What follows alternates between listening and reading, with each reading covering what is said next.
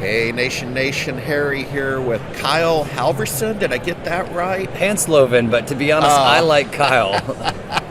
So I'm with Kyle from Huntress. It's been a pandemic since we've gotten together. So that's where I want to start. What is Huntress? What is Huntress today? Yeah, we first started out living on the endpoint, right? Endpoint detection response, next-gen antivirus, and 24/7 humans.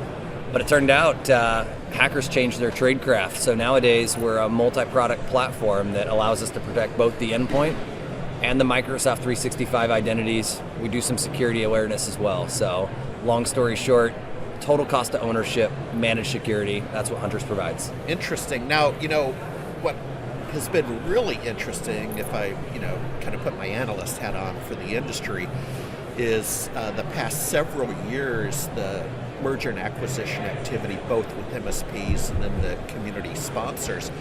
To my knowledge, you haven't been acquired. I mean, no, right? No. You're like one of the last ones. We're the ones doing the acquiring. I had an interview not long ago. They asked hey, is it going to be Kaseya or ConnectWise that acquire you? And I smiled back and I said, why don't you think it's Huntress acquiring Kaseya or ConnectWise? Yeah. Just not a chance, not interested.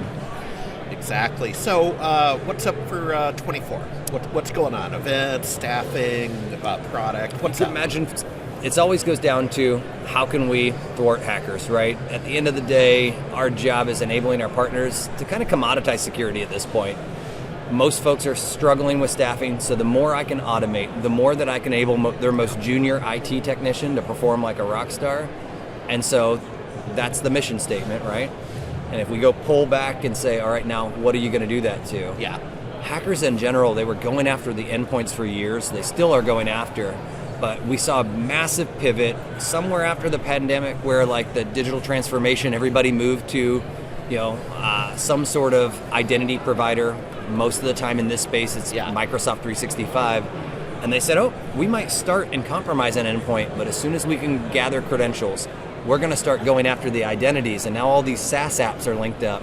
The hackers are starting to move laterally, not between computer to computer or workstation to workstation, but identity to app to app to app. And so our big focus in 24 is continuing to build out that endpoint, right? If you could call that a beachfront.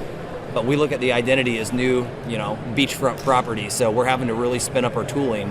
And so we already we have 1.1 million identities we're protecting already in 3 months with this new product. So next year is going to be taking that 1.1 million and getting to several millions of our partners. Yeah. So a couple last questions. For the audience, what's your background? Yeah. How'd you get here? Yeah, so I'm an offensive cyber warfare operator. I worked at NSA for 13 years, building implants and exploits to steal critical intelligence.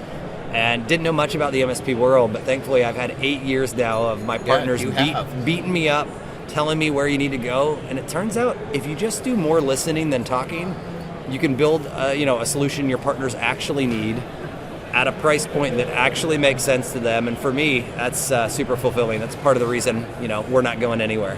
Yeah, no. You by all appearances, I don't know your financials, but by all appearances, you have a healthy balance sheet.